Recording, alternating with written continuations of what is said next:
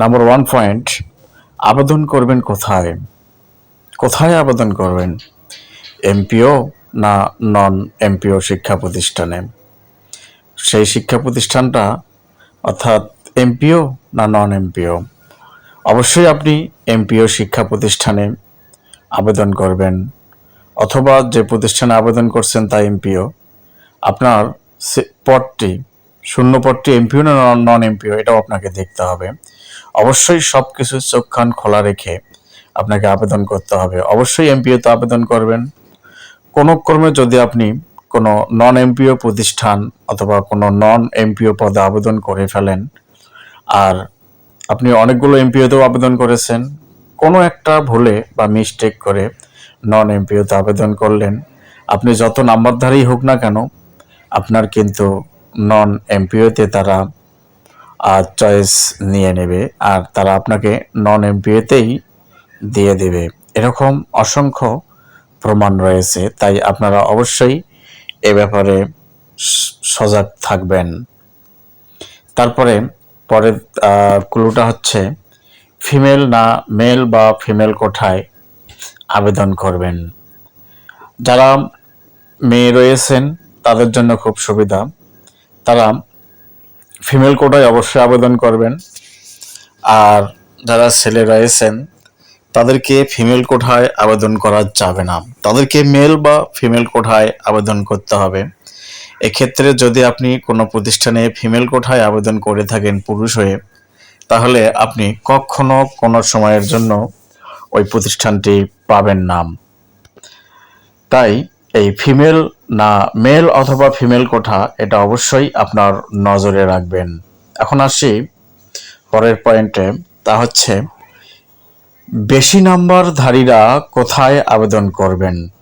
যাদের স্কুল হোক বা কলেজ লেভেলের হোক, মোটামুটি 75 এরকম নাম্বার রয়েছে বা তার চেয়ে বেশি, তারা অবশ্যই ভালো ভালো স্কুল হলে ভালো ভালো স্কুলগুলা, পাইলট স্কুল রয়েছে, জেলা স্কুল রয়েছে, বা আরও এরকম আপনারা সর্বপ্রথম স্কুলগুলা আবেদন করবেন।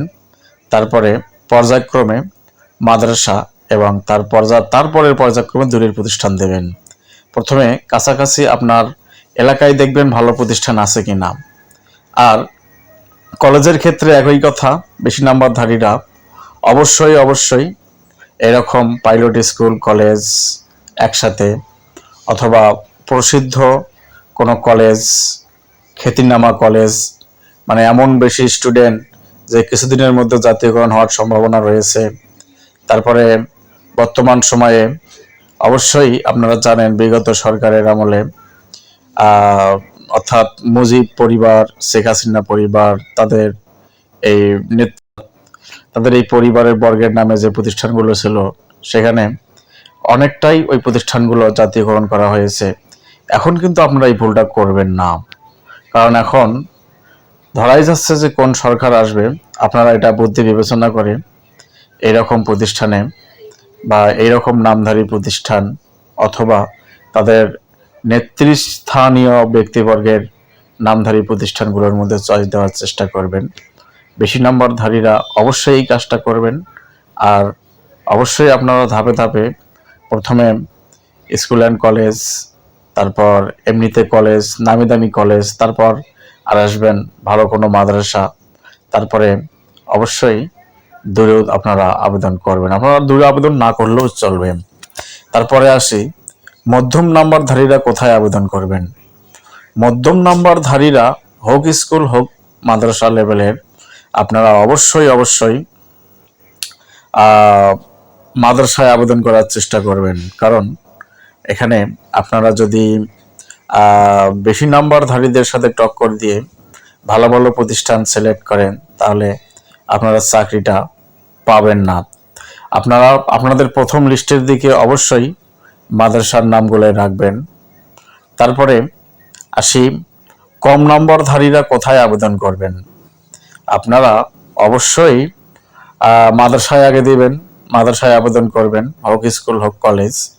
তারপরে যার যে লেভেলের, তারপরে আপনারা একটু দূরে আবেদন করার চেষ্টা করবেন, এমনকি যদি সিলেটেও আবেদন করতে হয় তাও করবেন, নয়তোবা আপনাদের চাকরি না পাওয়ার সম্ভাবনাই বেশি থাকবে। ওকে, these are all from me from this video, and thanks to all. Allah Hafiz.